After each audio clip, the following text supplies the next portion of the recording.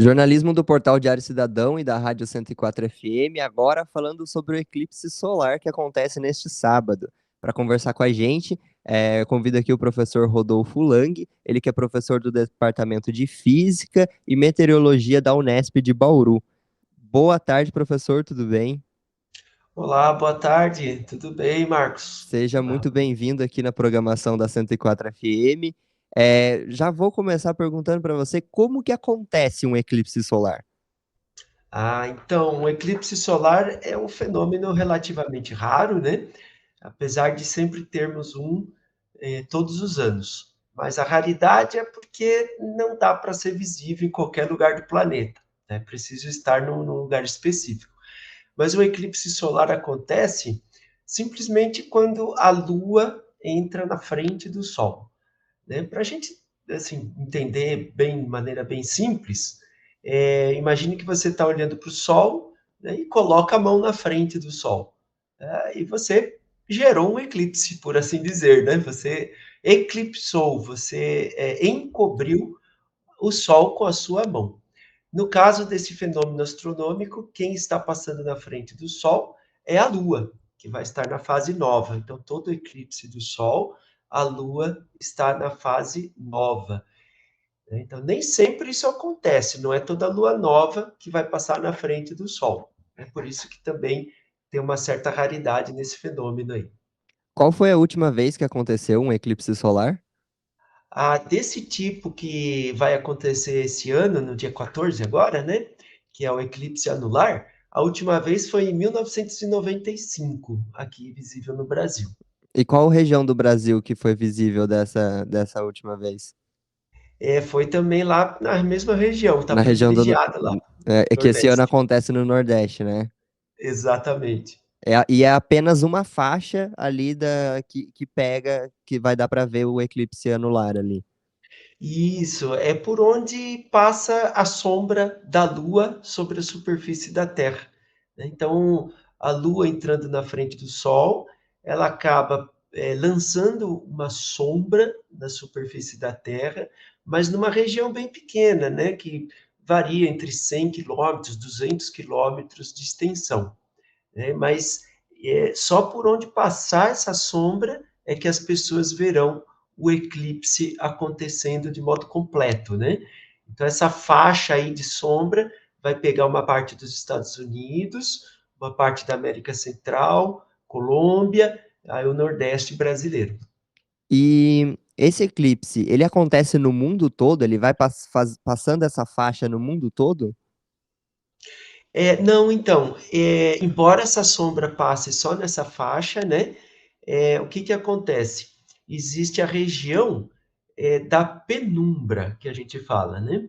Que é uma região que fica meio escuro e meio claro.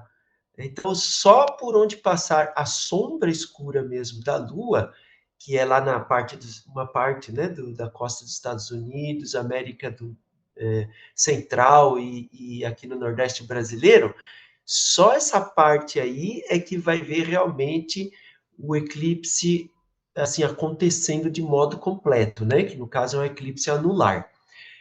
Agora, a outra região, que é a penumbra, que pega boa parte do Brasil e boa parte dos Estados Unidos também, essa parte nós não veremos um eclipse da sua fase completa. A gente só vai ver uma parte do Sol sendo encoberto pela Lua, Que seria né? o caso da nossa região. Que seria o caso da nossa região, exatamente. Por isso que aí a gente chama de eclipse parcial, né? Porque a Lua só vai cobrir parcialmente. Agora, as partes do planeta onde não bate nem a sombra da Lua e nem a penumbra, aí ninguém vai ver eclipse nenhum. Vai ficar o Sol, vai ficar brilhando direto, como sempre faz. Então, aqui na nossa região, a gente vai conseguir ver uma parte desse eclipse. Exatamente. Então, você imagina quando você olha para o Sol, né? Com segurança, né, você vai ver um disco completo, um disco do Sol. Aí, quando a Lua começar a entrar na frente do Sol, que é às 15h35, então você vai ver que esse disco começa a ficar tipo mordido, como se estivesse sendo mordido um pedaço, né?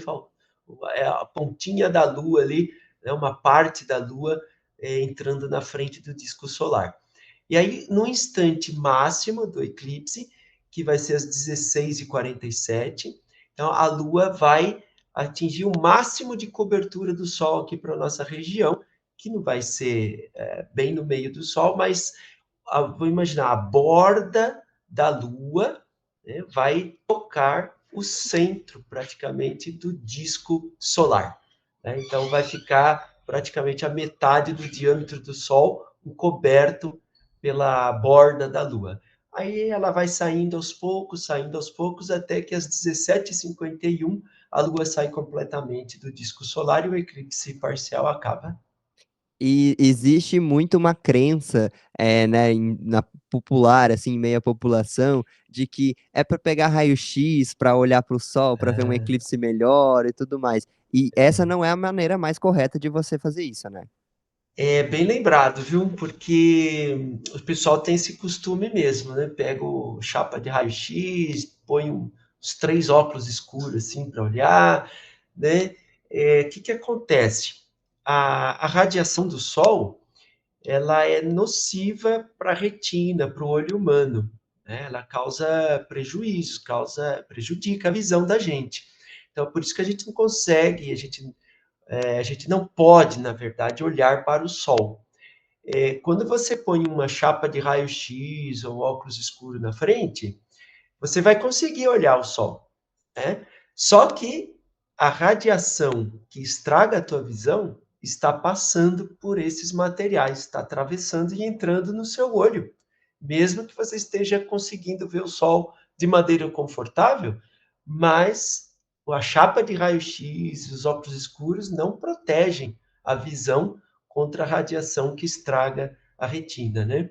Então, o que a gente recomenda, modo mais seguro e mais barato, né, seria você ir naquelas lojas de material de segurança do trabalho, EPI, né, e comprar aqueles vidros de máscara de solda. É um vidrinho retangular, mais ou menos desse tamanho assim, né? Coloca no olho, ele é meio esverdeado, ele tem uma numeração, você tem que comprar o número 14, então vidro de máscara de solda número 14, e aí sim, esse vai proteger relativamente bem do sol. Mas mesmo assim, não é para ficar olhando lá meia hora, né? Nem 10 minutos. Você olha, 1 minuto, tira, descansa uns 3 minutos, olha de novo, né?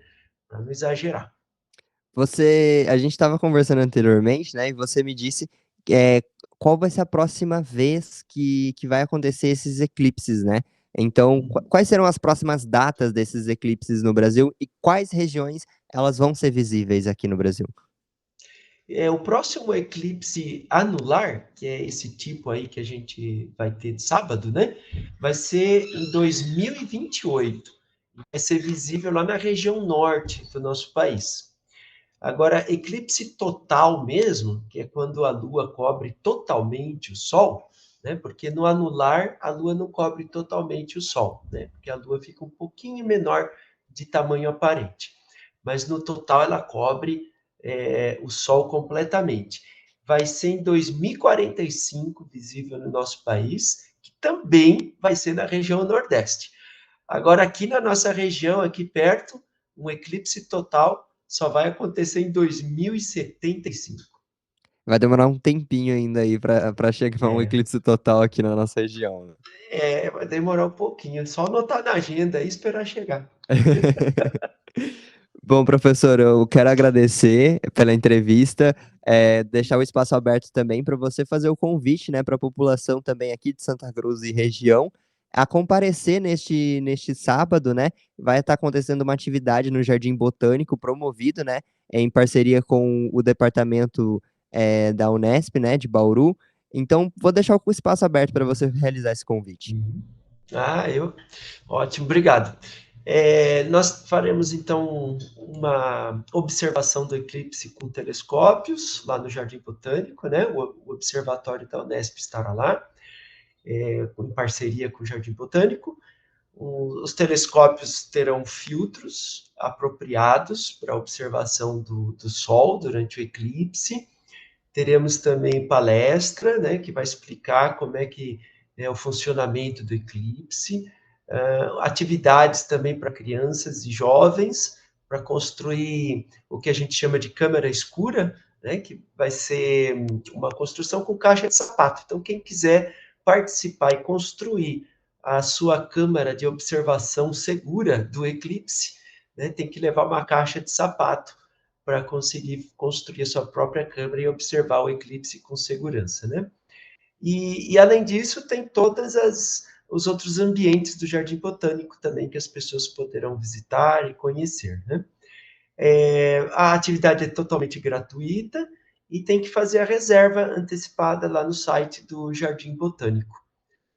E estaremos lá para receber todos os interessados. Esperamos a visita de todo mundo, serão muito bem-vindos. Muito obrigado, professor. Para a Rádio 104 FM, Marcos Pelegatti.